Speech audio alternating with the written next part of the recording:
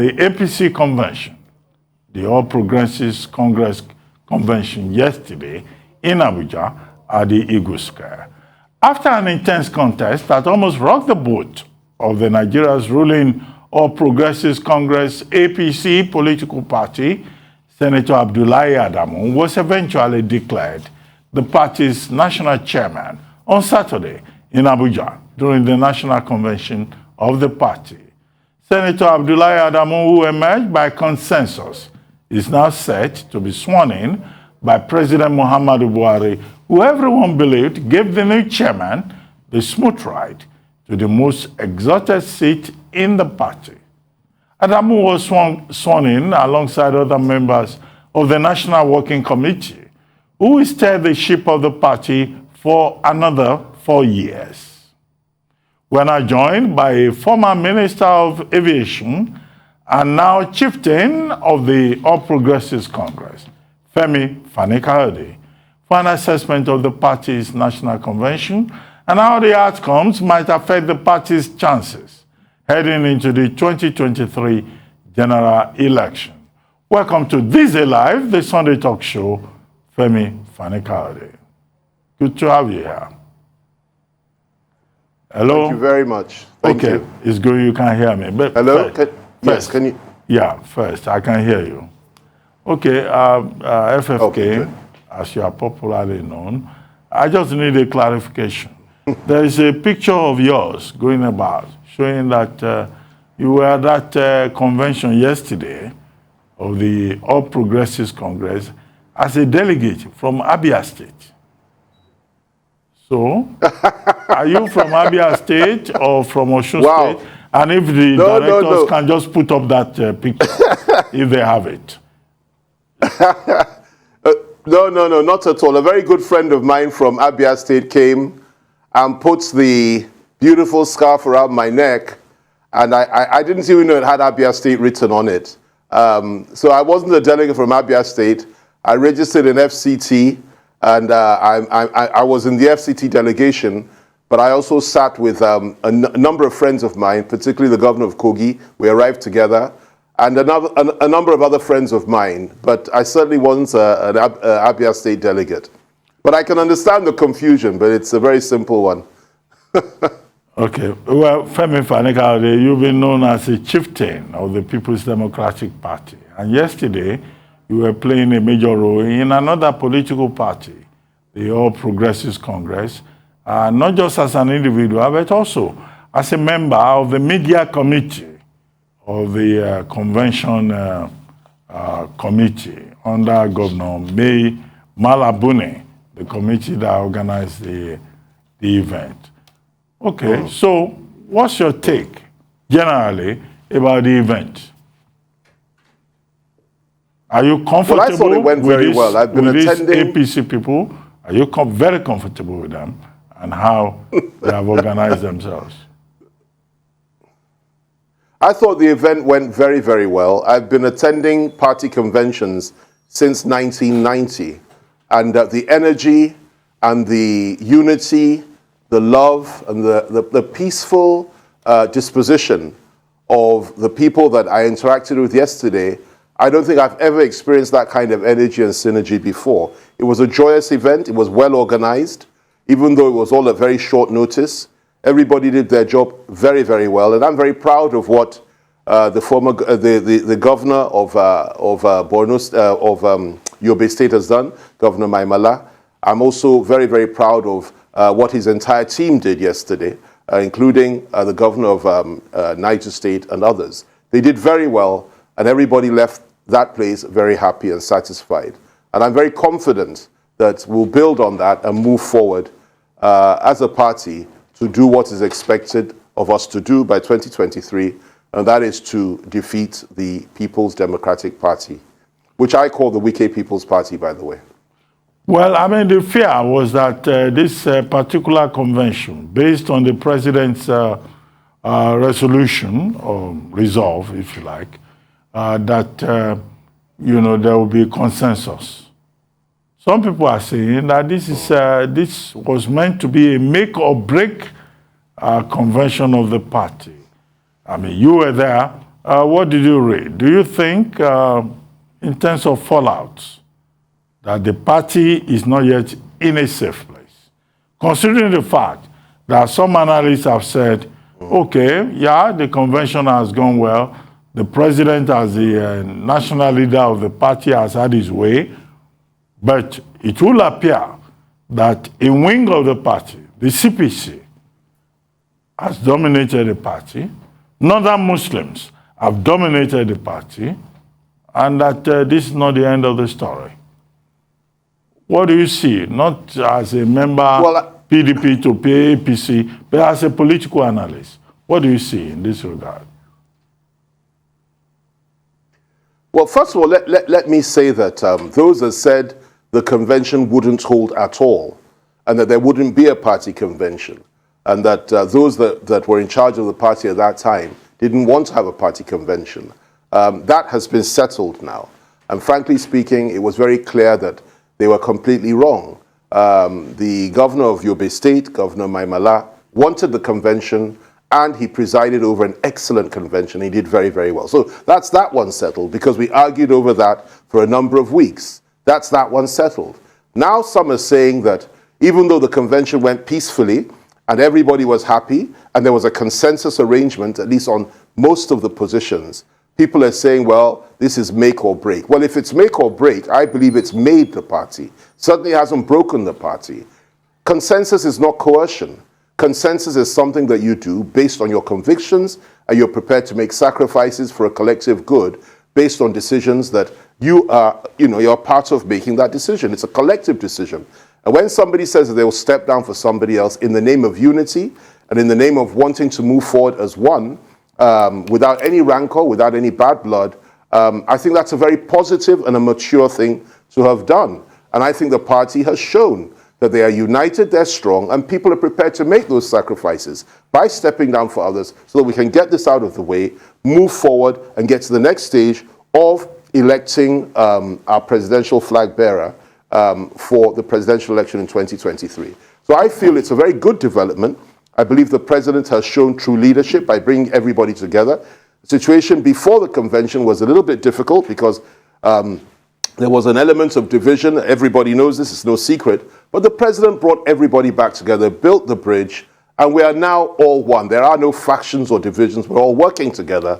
And I'm very, very happy at the outcome of yesterday. I must congratulate those that were elected. I'm very excited for the future.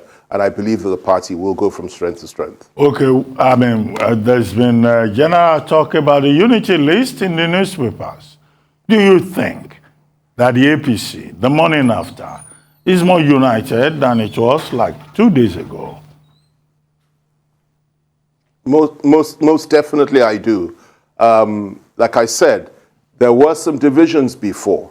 And of course, the president stepped in and built the bridge and brought everybody together. Now we are one. The governors are united, the leaders are united.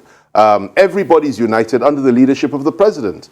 And we are going to do our very best to ensure that the new NWC gets maximum support from everybody, and that we move forward as one to now elect a presidential flag bearer. That's the next big one.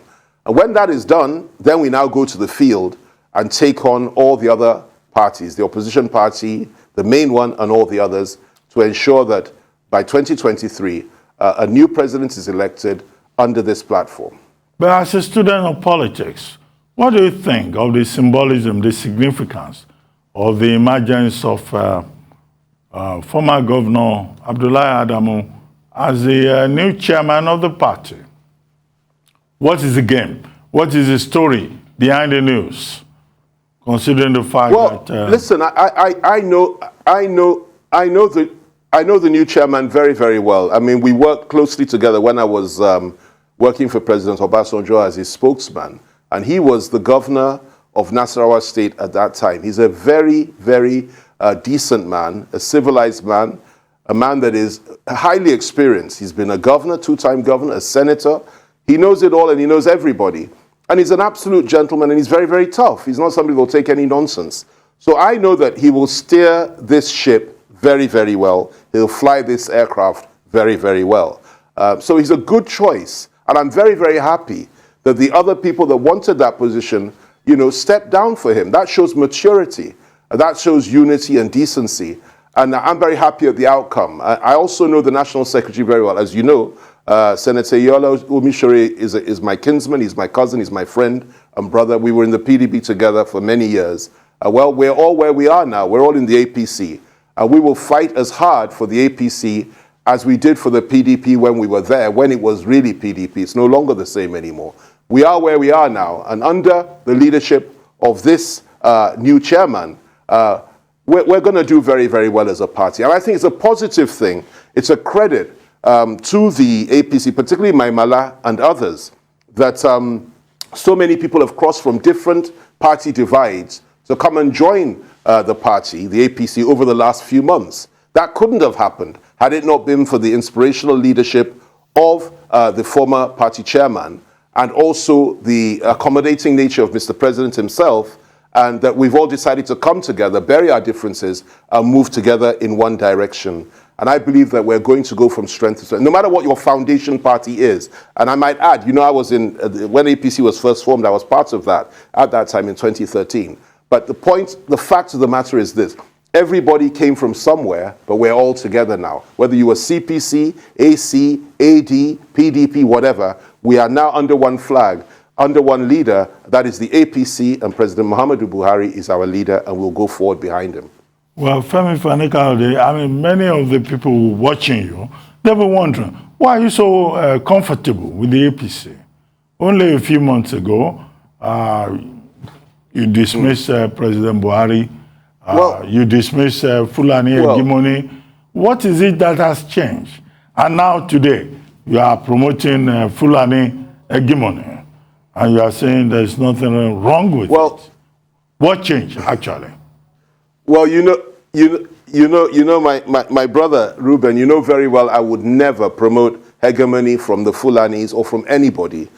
This is something that I've always resisted all my life. Any kind of racial or religious domination from any quarter. I believe in a united Nigeria, a Nigeria in which every ethnic nationality is equal and every religion is equal and everybody works towards the same goal. That is peace and unity and mutual respect. Over the last few years, a number of things have happened. And what I discovered, and it was well over a year ago, when I started building bridges, moving around and interacting with many of the PDP governors, particularly when things were falling apart, the APC governors, particularly when things were falling apart in the PDP, many of us resolved that we didn't feel the PDP was a vehicle that could ever take power in this country, given its internal contradictions. And to our great surprise, we reached out to the new leadership of the APC, under Maimala, under people like Yahaya Bello, people like Matawale who crossed over, Ayade, Umahi, so many of them that had like minds, Zulum, and we discovered that, look, there was a meeting point for us where we could work together and agree on certain fundamentals. And we did precisely that. And based on that, it took me quite a time. Others joined before me. It took me quite a time. And I realized that we could effect change in a much more profound manner by working from within. And we did that. When there was a crisis in this country, when the food embargo took place, and when people were preparing to attack one another from the north and the south, we intervened and worked closely with some of these APC governors, particularly Governor Yahaya Bello, and we averted a crisis by working together and building bridges. And everybody made an input, and we succeeded in that. Nobody was killed, and the food embargo was lifted. Not only that, we made our presentations and representations from the inside, and look at what happened in the Northwest. As a consequence of that, the government took a far more firm hand in terms of fighting the foreign Fulani herdsmen that were slaughtering our people, coming in from other countries. And they went into action. We made an input into that. They cut all the communication lines, and they listened to our advice and counsel, and they did the right thing, and they fought these terrorists in the Northwest in a greater measure than ever before. And they started calling them terrorists, and the government eventually declared them terrorists, which is what we've been asking them to do from years back. Well, better late than never. They did that. You look at the Northeast again. Gains were being made against Boko Haram, and input was being made. They were listening, and we discovered that we could actually effect policy by speaking from within in the corridors of power and working closely and having a bridge of understanding with everybody, that we can move forward as a country. And most important of all, we realized the fact that our country was on the brink of disintegration, that if we did not build those bridges, if we did not come together as one, if we did not eschew the thinking of constantly saying that we must separate and go our separate ways and always criticizing, always fighting, and always inflaming the passions of others, particularly those in the younger generation, then we're heading for the rocks in this country. So we decided to come together and work together. And concessions were made on all sides. And I'm very proud of the fact that I had the courage of my convictions to do what I did, despite being misunderstood by so many people. And I believe that what's going on today in the APC and what's going on, the new leadership, the old leadership under Maibuni, and so many other things that are going on, the way the president is now running the country,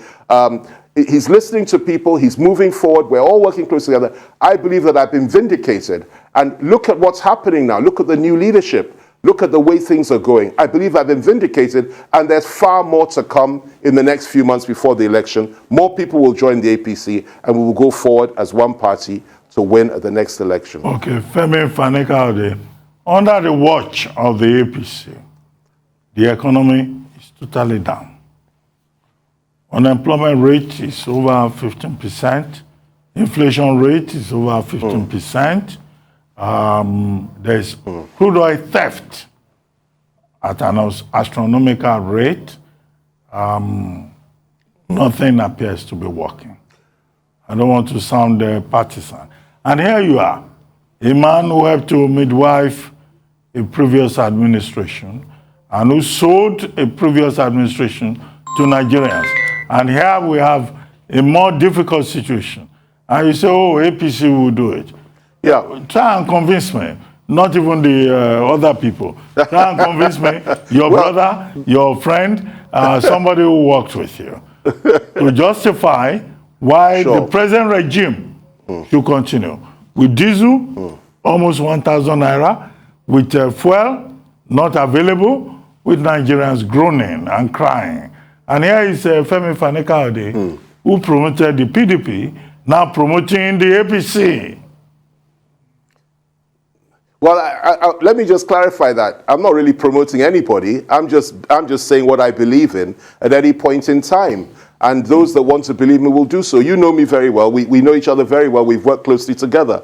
I'm a man of conviction, and I have very strong convictions. And once I take a position, I fight it to the end. And I base my decisions based on what I know, which the world may not know. We spoke about the economy. I'm not saying that the president is infallible, that the government is infallible, that they haven't made mistakes. Of course they've made mistakes. And of course the president is a human being, and every minister in his government is human. And human beings do make mistakes from time to time. It's not always 100%. But let me tell you this. What he has managed to achieve is to avoid war. Avoid a civil war. We would have had a civil war in this country a few months back. I'd say about 6-7 months ago. What has happened is that it has been de-emphasized in the media because nobody wants to talk about it. But we were on the brink of a war during the food embargo. And I saw how swiftly, 3 days that we were given, 3 days to resolve that issue. And I was amazed at the way in which the president showed concern, mandated Governor Yahaya Bello to get into the field, and this matter was resolved within 3 days. It was a very serious issue. It wasn't just about food. It was about the possibility of the country going to war. Northerners attacking Southerners in the north and Southerners retaliating in the south. But it was all avoided. So we are not at war. We're not killing each other. Things may not be perfect. Things may be tough. Things may be tight. But the truth of the matter is that at least we're alive, and at least we're not at war with one another. And that's a good starting point. What we now have to do is focus on things like the economy, particularly now that, we're coming to the tail end of this particular administration. We need to start to begin to prepare ourselves for the next dispensation, where we can now rebuild the economy. We can continue to build bridges, continue to ensure unity, enhance unity in our country, and continue to ensure that Nigerians stop talking about breaking up and so on and so forth, and make life better and more comfortable for everybody in this country, so that we can be proud of being Nigerians once again. That's the challenge. Now, the position is this. In my view, and it is only my view, you may have a different one, the PDP which you served is not the PDP of today. The PDP that President Obasanjo led is not the PDP of today. Today, you don't have a PDP anymore. The PDP that our new chairman in APC was a governor in is no longer the PDP of today. There is no PDP today. What you have today is Wike People's Party, because Governor Wike controls the party and makes every decision. That's the alternative, which many of us, and I dare say there's still many within that party who are still going to leave, cannot bear that prospect of a party like that ever coming to power at the center. So the alternative is to go to where there are good prospects, there are reasonable people, moderate people, not extremists, decent people that we can sit with and talk to and effect policy. And that is what informed my decision. And I've done that. I'm very happy that I did that. I'm proud of the decision that I took. And I will continue to stand where I stand up until the end. And we will ensure that we come back to power in 2023 and rebuild our country and, continue to do what needs to be done to enhance unity and peace in our country. All those things you mentioned will be fixed at the appropriate time. Even this administration is still working hard to fix those things. But my goodness, the number of things that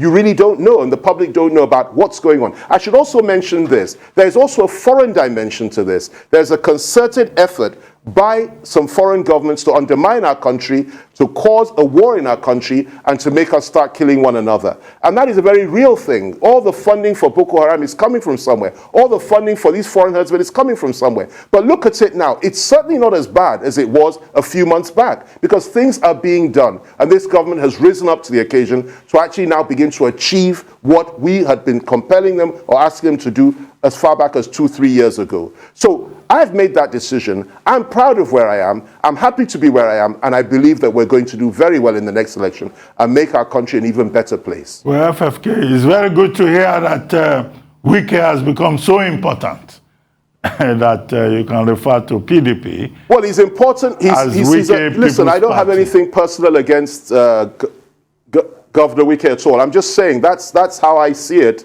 The PDP is not the party that it used to be. And there's no way that, in my view, anybody that really wants to move the country forward will say that, a party like that should form governments at the federal level. We would have a major problem in this country.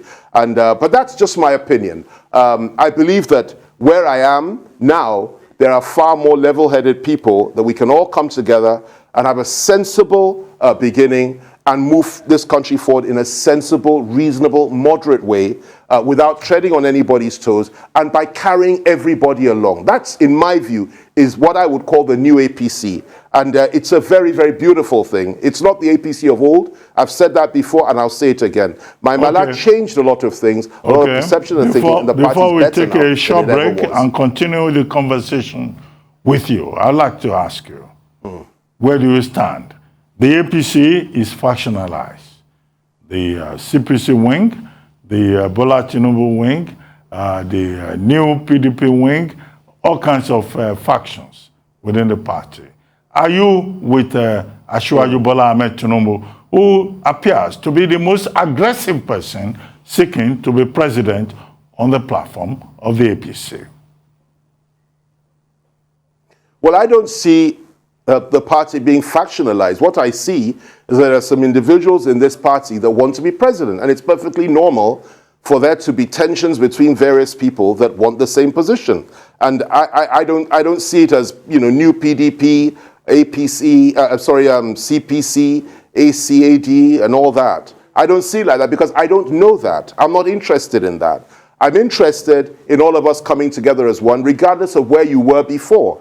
And as regards the presidential candidates, Asiwaju Bola Tinubu has every right to aspire, and I wish him well. But of course, not everybody will agree with his candidacy. Others have pitched elsewhere. I'm one of those that has pitched elsewhere, and I believe that it's a family affair. This issue, these primaries are a family affair. It's not a war. We will go to the field, we'll try and convince the delegates, we'll try and convince the individuals and the leaders of the party to go in the direction that we believe. And as aggressive as anybody might be in this, at the end of the day, aggression alone will not win a war. It's got to be strategy, you've got to carry people along, you've got to work closely with people and convince people that your candidate is the best. And I think that in the next few weeks, well, days, weeks and months, we will settle this issue and we'll come out with a flag bearer, regardless of what his political background might be or where he came from. Okay, in the next few weeks, you will settle the matter. Who are you supporting? Who's your candidate? You say you have pitched your tent. Well, I haven't hidden the fact that I believe the best candidate for the party and for the country is Yahaya Bello. I've said that from the start, and I stand by that. But at the end of the day, we'll go to the field, and when we go to the field, the primaries will now determine that. And if by God's grace we manage to win, and we have the blessing of... You say Yahaya Bello is your candidate? Certainly, Yahaya Bello is my candidate, sure. Okay, can you make an argument yes, certainly, for he's him? my candidate. Yeah, and tell us. I've never hidden that. Yeah, why Yahaya Bello? Please sorry? Go ahead. Why Yahaya Bello? Why? Why do you think he's the best man? Because I think that, well, I've worked closely with him. I trust him. I believe he loves the country. He's extremely tough. He's decisive. He's strong. He's young. He's dynamic. His word is his bond, which is very rare in Nigerian politics. Once he says A, it is A. And he's forthright and loyal to his own. For me, loyalty is everything. He's loyal to his own. He's very loyal to President Buhari. He's very, very loyal to the cause of the party. And he has, most importantly, strength and courage, which, in my view, it lacks in most of our leaders in this country across the board. He's also very inspiring. And a lot of people do not know this because they haven't had the privilege of being close to him. But I've worked closely with him in settling some of these issues in terms of the problems that we had in the country, particularly security issues. And I've seen how he works and how he operates. And he has encouraged me in the sense that he has made me believe in this country again and made me realize that there's still hope for all of us. And I believe in him. I believe he'll do very well. I believe he'll be an excellent president. And I don't believe there's anybody in the PDP or the Wike People's Party that can be brought forward that would stand a chance of defeating this young, dynamic, strong Nigerian who comes from the North Central region, an area that has never, ever enjoyed the presidency in a democratic dispensation since inception. So for all these reasons, I've identified him. But ultimately, the decision will be made by the party, and whoever the party comes up with as flag bearer, we will all support that person. But for me, I am with Yahaya Bello. Okay, Femi Fani-Kayode, we'll take a short break. And then after that short break, we'll come back to you and the conversation will continue.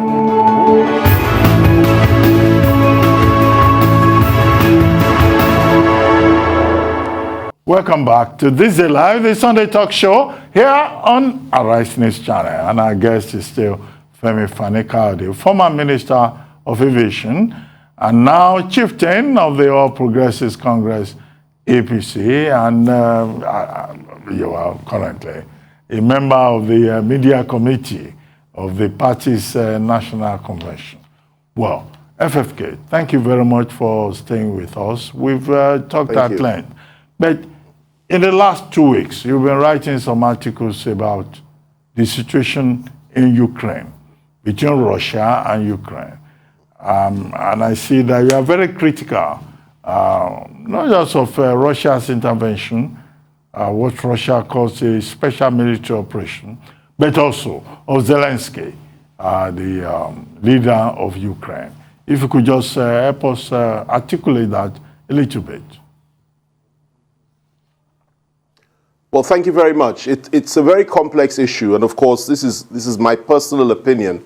It has nothing to do with party matters at all. I've studied Russian history, and I've studied Russian modern history and ancient history. I've also studied what's been happening over the last few years in the Ukraine, and particularly what has happened since the breakup of the old Soviet Union and the breakup of the reunification of Germany. And so I've studied this and I've followed it very, very closely. And basically, in a nutshell, what has happened is this. NATO, that is the West, have constantly moved eastwards, completely against the agreements that they came into in 1993 when Germany was reunified. They gave an undertaking they wouldn't move eastwards, but they did. They moved eastwards into almost 13, 14, 15 different countries who now joined NATO and became part of Europe. And incrementally, they moved closer and closer to the borders of Russia. This is a violation of the undertaking they made many, many years ago, because the Russians felt that, look, we cannot allow a foreign power, or NATO particularly, to have nuclear weapons near our border. But they kept moving, and each time the Russians would warn them, they would do it anyway. The last stop was the Ukraine. Once they entered the Ukraine, they would be on the doorstep of Russia with nuclear weapons, a situation which the Americans would never tolerate in their own area of influence. For example, they would never allow the Canadians or the Mexicans or the Cubans or anyone else to form a military alliance with, let's say, China and plant nuclear weapons on the borders of the United States. This is what is being done to Russia. And Ukraine was the last card. Now, over the years, I mean, we don't have too much time, so I won't go in too much detail. The challenges in Ukraine have been such that a government was pushed out through what they called an Orange Revolution, a pro-Russian government. Of course, it was sponsored by the CIA and organized by CIA. They now brought new people in who were looking westwards. And by the way, Ukraine is a divided country. In the east, you have Russian speakers. In the west, you have Ukrainian speakers. And it's also divided on a religious ground. Russian Orthodox in the east, Catholics in the west. Now, the western part of Ukraine now produced a leader who was very, very pro-West. That was the predecessor in office of the man that's there now. They started moving closer and closer to the west. Then Zelensky comes along. And Zelensky made it clear, somebody with no experience in politics, a comedian and an actor, literally, came along and literally started dancing to the tune of the West, made it clear he wanted to join NATO, made it clear he wanted to be part of the European Union, and said everything that the Russians were having nightmares about. And he didn't just say it, he started making efforts to achieve it. And of course, the West, particularly the Americans in their characteristic manner, kept on encouraging him to dance this very dangerous dance. That would have resulted in a very terrible situation for Russia. And Russia rose to the occasion and said, listen, enough is enough. We are going to move in, warning after warning. Eventually they did move in to, number one, secure Crimea, which they had already taken a few years earlier for themselves. It was always part of Russia anyway, and it was a seaport, a sea base, a base for their navy. They needed the Crimea to secure their southern flank. They took Crimea a few years back, and now they moved into the eastern part of the Ukraine, because those people were being killed by the Ukrainian forces and being massacred. Genocide was being committed against them. That was never reported on CNN, on BBC. They needed to protect the Russian-speaking population in eastern Ukraine, who always wanted to be part of Russia. So they first moved into there. Then they said, you must give us a guarantee of neutrality. If you do not, we will press further. Zelensky refused to do that. Being egged on by the Americans and NATO, he refused to do that. And of course, this operation that we're seeing today now had to take place. It's a tragedy that so many people are being killed. But the truth of the matter is that it was prompted by NATO, it was encouraged by NATO, and Zelensky danced to their tune. And when the fire started burning his people and bombs started falling, they completely left him on his own. They said they would not commit any troops there, and they did so for good reason. Firstly, because they're very manipulative, they knew what they were trying to do. Secondly, because they knew that for them to move into Ukraine, it would mean that the NATO forces would meet the Russians on the war front, and they would engage. And once that happens, as President Putin has said, he's on a nuclear footing.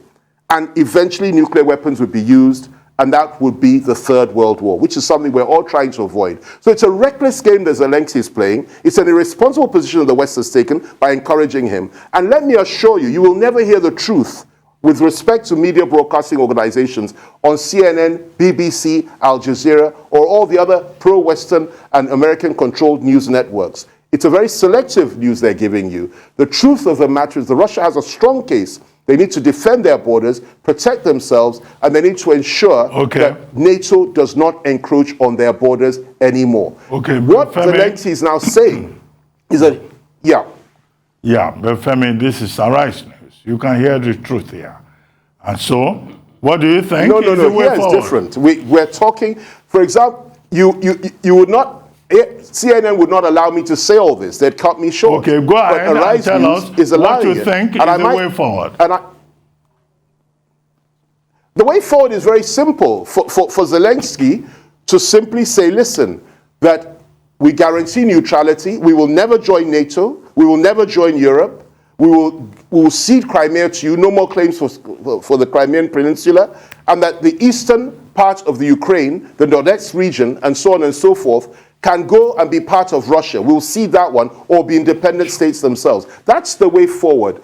That's the only way to achieve peace. Without that, they will continue to bomb the Ukraine. And let me quickly add this. They are doing so in a very restrained manner. The Russians have the ability, with conventional weapons alone, to level every city in the Ukraine. But they are doing it in a very restrained manner, giving Zelensky the opportunity to simply put his weapons down and do the right thing. But the man, instead of doing that, is going from Western Parliament to Western Parliament, beaming to them live, and they are encouraging to continue to allow his people to be killed, which I think is very, very unfortunate. Well, thank you very much, Femi Fani-Kayode, for your take on the Russian-Ukrainian war.